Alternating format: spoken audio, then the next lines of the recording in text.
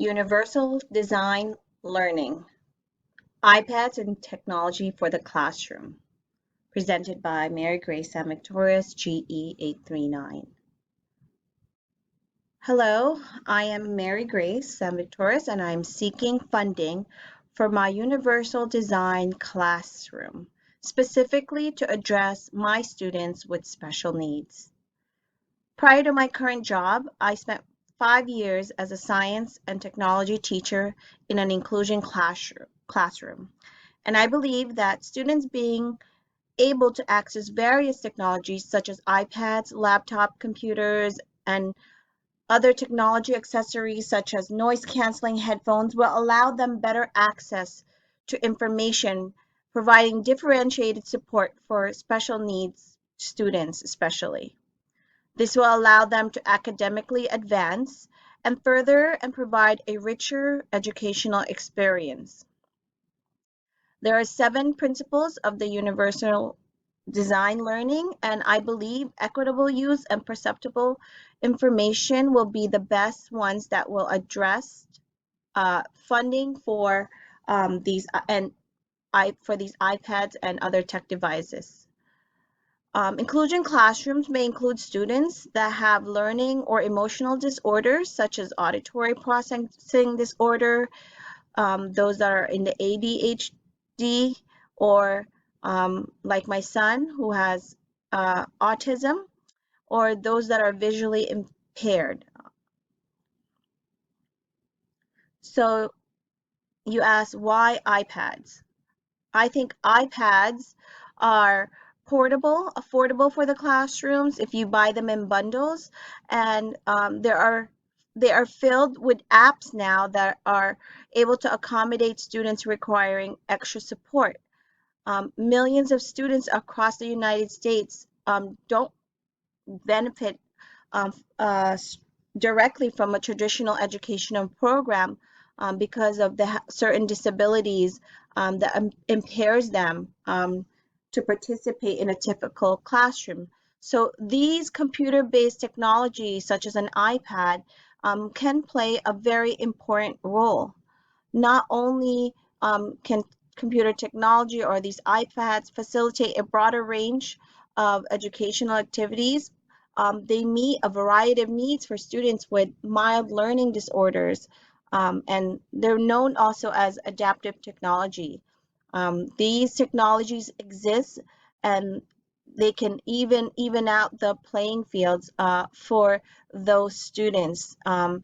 Computer technology has enhanced in the last couple of decades, and with these devices, we can serve more than 2 million students across and help them, those with severe disabilities, to overcome a wide variety of limitations that may hinder them from classroom participation.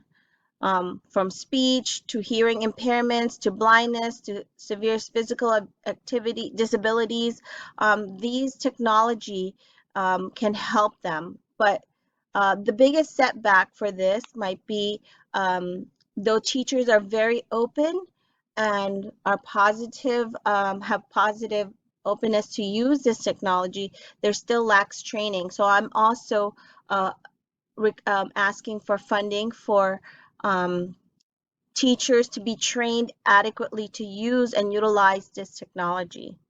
What does research have to say about it? Yes, positive attitude towards technology, but teachers still need that training. Um, the 2 million students with specific learning and emotional disorders may benefit and be able to keep up with their non-disabled peers. And because of enhanced technology, the iPad will act as an equalizer and free these students from disabilities. There's so many resources out there that will break this barrier of short challenges for our special needs students. One particular resource that I found is on YouTube. This is Resources for Teachers, and it is developed It's called IM. It's an IM app, and what it is, it's for it was developed by a mother who had a child with special needs, and it's allowed her to um, develop a search tool, so that directly uh, that will directly address that special need. So this is a wonderful resource for teachers, especially those that are in an inclusion classroom like I was, to help make those accommodations or modifications for those students. Here's an example. I'm not going to play this video, but here's an example of a teacher who has utilized an iPad for his visually impaired student.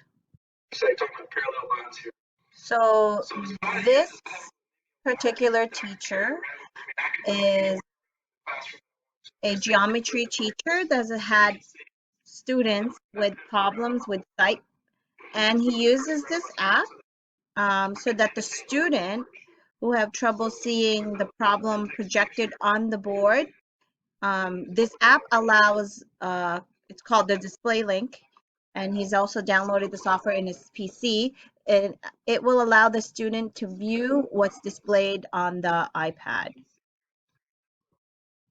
Those physical disabilities, mental and emotional disorders, and this could just be a classroom where they don't need to be, they can be allowed to acquire the extra independence, and prepare them for the real world out there when they need to learn to cope. And so students with special education do have difficulties developing cognitive abilities and acquiring new knowledge, but we can also help improve their behavior, communication, and relationships with others and their environment with this additional technology, especially iPads and other accessories.